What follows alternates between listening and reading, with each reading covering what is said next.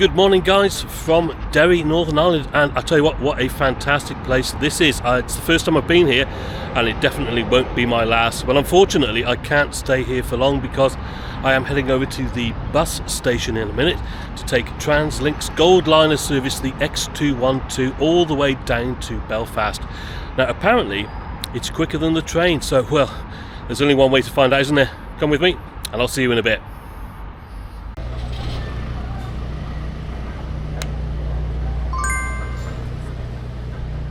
Foyle Street is the main bus station in the city and it is really central.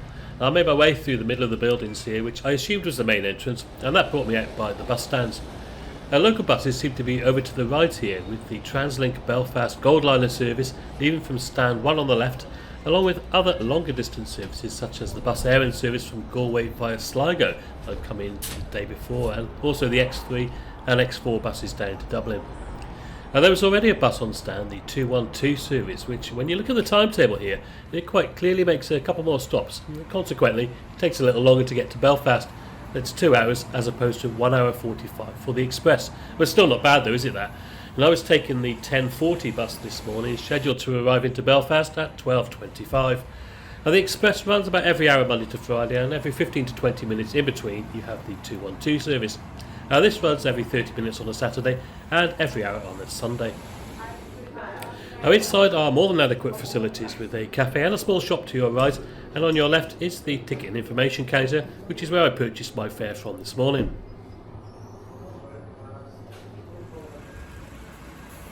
Now, back outside then to wait for my bus are clearly displayed on the departure screen here as the third one down on the left, with a new destination for me actually, Belfast Grand Central Station. Yeah, I was really looking forward to seeing what that would be like.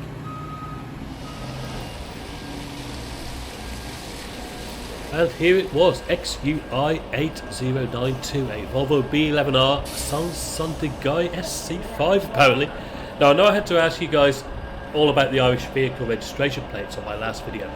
Now I'm afraid I'm going to have to ask you again as I have no idea when it comes to these plates in Northern Ireland. Can you tell how old the bus is? I'm not quite sure. Anyway, the rain showers had stopped briefly and I made my way towards the bus. Not much of a queue to be honest, with my ticket in hand. It was just a case of showing it to the driver and hopping on board.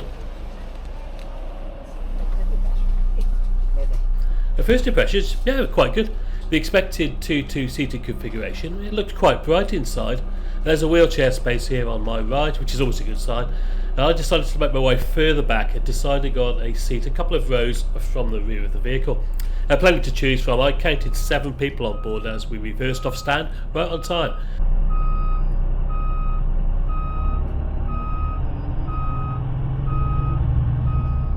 We headed out to the bus station with views of the magnificent neo-Gothic Guildhall here, built in 1887 by the Honourable the Irish Society on land reclaimed by the River Foyle. We'll be running alongside that in a minute. The Guildhall's been destroyed twice in its history, once by fire in 1908 and once by a bomb attack in 1972. But it's Grade A listed and its clock is designed to replicate that of Big Ben in London.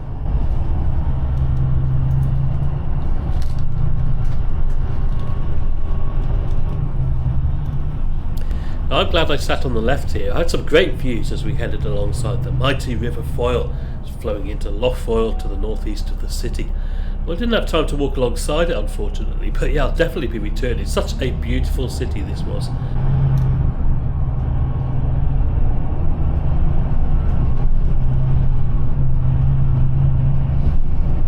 We passed the Peace Bridge here, opened in 2011 and designed really to improve relations between the largely unionist waterside over the river there and with the nationalist city side here on the west bank. It also provides a pedestrian and cycle link to the railway station, which we'll come on to in a minute.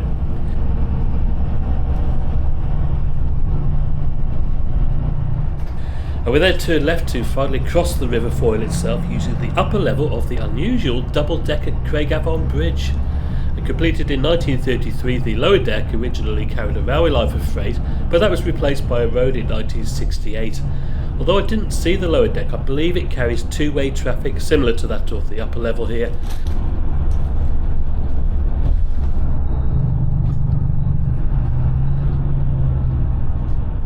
Some great views across the river though, and also looking back at the bridge itself once we got to the other side.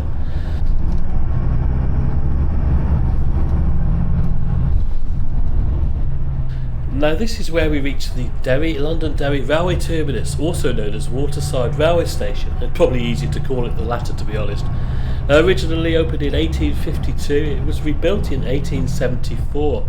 The city at the time had 4 stations, 2 on each side of the river, but after various line closures, by 1965 this was the only one still operating. It was also subjected to terrorist attacks in the 1970s and was replaced by a 3rd terminus in 1980. That 3rd incarnation closed in 2019, and then we were back to the earlier building, kind of. Are you keeping up? And there's not much here to be honest, just 2 platforms for single track services across to Coleraine and then down to Belfast. But I do wonder why people choose the train here, because for me the bus is far more central to the city and far more convenient. As I said earlier, it's also quicker and more frequent. Looking at the timetable, trains run every hour in the week and they take 2 hours 12 minutes, and that's longer than the normal 212 Goldliner series. And if you're in the city centre, it's going to take you a quarter of an hour to get over to the river and get to the train station in the first place. But I guess if you live on the east side of the river, then it probably makes more sense. But do let me know what you think in the comments below. Would you choose the train over the bus? And if so, why?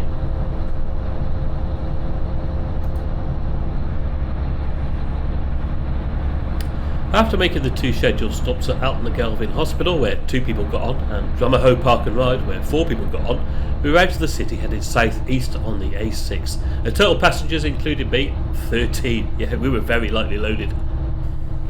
It's about 72 miles between the 2 central bus stations, and with no further stops now until Belfast, we were making good progress. The A6 didn't seem overly busy to me. It was a bit of a mixture of dual carriageway, a single lane and overtaking lanes on one side, and depended on the terrain really. And because of the sparseness of passengers on board, I was able to switch sides according to the scenery and also the weather. Well, that seemed to be changing by the minute. The seats were well padded and a good height with these headrests here. They were also in really good condition, I thought, and not much sign of wear and tear at all. There is single USB provision on the seat backs, and mine didn't work unfortunately. I did try others and they didn't work either. Note there's no table or pouch, so all your stuff, including food, as you can see here, has to go on the seat next to you, or on your lap, depending on how many people are on board I guess. Leg room was just about okay for me. I'm about 5'8" maybe, so you may struggle if you're significantly taller than me. There are footrests if you need them, retractable armrests and 3-point seat belts. Above your head are individual air vents and reading lights. One of the lights worked, the other one didn't for some reason or other. There's also decent bag storage on both sides should you need it. Note there is no toilet on the bus, so make sure you go before you get on. And remember, it's less than 2-hour journey, so personally I don't think you'd need it, but just so you're aware. Right, we're headed towards the Sperrin Mountains now by means of the Glenshane Pass, and Ireland's highest pub apparently. Enjoy the views with me as we make our way through this absolutely fantastic, stunning scenery.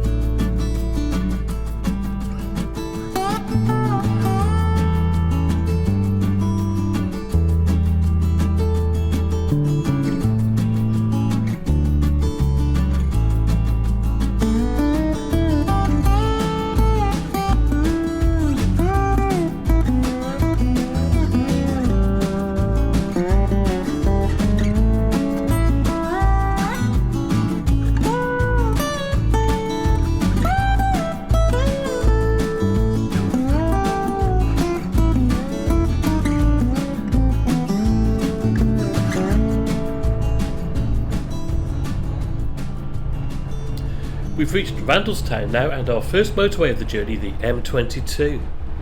And continuing the theme of disused railways, Randalstown also had a station on the Belfast and Ballymena Railway, which closed in 1950. And we're just north of Lough Neagh at this point, although I couldn't really see it from my seat. It is the largest lake in the British Isles and supplies over 40% of Northern Ireland's drinking water. Now, legend has it that the giant Finn McCool created the lough by picking up a piece of turf and hurling it into the Irish Sea, and guess what? That piece of turf created the Isle of Man. Now, best views of the lough, I reckon, would be if you were arriving or departing from Belfast International Airport, which lies to its east and is actually a lot closer to Antrim than it is to Belfast itself. We passed a Tayto Crisps lorry, and are quite iconic in my opinion, these are. You cannot come to Ireland without having a bag of Tayto Crisps. It's a bit like Guinness, isn't it? And don't forget, make sure you recycle your empty bag, of course. Now, junction 2 of the M2 now, and we're in North Belfast, where we are joined by the M5, a short stretch of motorway that runs alongside the coast here. This is the best way into Belfast in my opinion, with lovely coastal views to your left, even better on a day like this. But I just about remembered to try out the Wi-Fi, which goes on about 150 megabyte allowance. It's not suitable for video streaming, but yeah, I suppose that might be true if you reach the end of your allowance, but yeah, in my experience, YouTube loaded up absolutely fine. It took a while, but yeah, it was alright in the end. And other social media platforms like X ran absolutely fine, no problems here. So into central Belfast, we're passing Boy Park here with Belfast Cathedral, the Cathedral Church of St Anne behind it. And if needed, we're due to make 2 stops in Belfast before our final destination, one at Nelson Street and one at North Street, as demonstrated by the earlier 212 service here. We carry on past the car park and more tattoo parlours before we reach what is the approach to the new Belfast transport hub, Grand Central Station.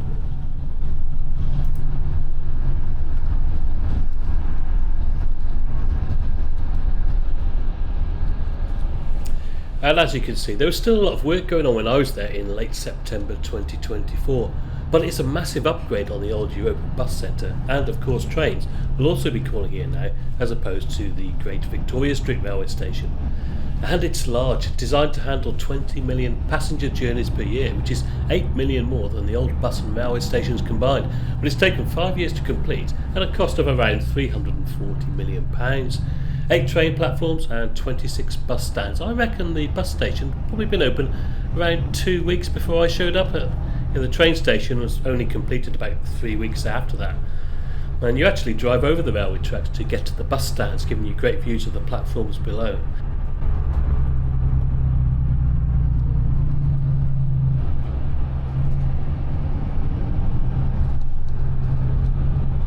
And pulling into Stan, there were plenty of local buses here, along with a couple of other Translink Goldliner services. There are frequent bus services to both Belfast City and Belfast International Airports from here. The price I paid for this one-way journey, adult no concessions, was £14.50 on the day. Now, this is about the same price as the train, but yeah, as I said earlier, the bus is much quicker. We actually arrived at the Grand Central at 12:18, 7 minutes ahead of schedule, so a total journey time of just 1 hour and 38 minutes. Now, that is not bad at all, is it, compared to well over 2 hours on the train. Cheers, mate. Thanks. I disembarked the bus, thanking the driver as I always do, and I made my way into the massive Grand Central concourse. Still a work in progress at the time of my visit, with the upper level closed off and most of the retail outlets yet to open. And I was heading for the airport next, but before I did that, I just took a couple of minutes to have a sit down and summarise the journey.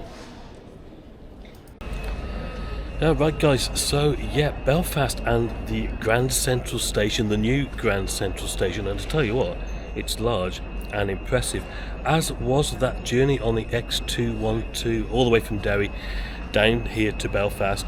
And yeah, we got in about 7 minutes early, believe it or not. So yeah, is it faster than the train? Yes, in short. And yeah, not bad bus really. I mean, there were a couple of things that maybe needed a little bit of attention, but yeah, for about an hour and just under an hour and 40 minutes, you can't really complain. I would definitely be doing that again, and I would definitely recommend it to you guys too. Let me know what you thought in the comments below. As always, guys, thank you very much for watching. I'm sure I will catch you on another adventure soon, and until then, cheers for now.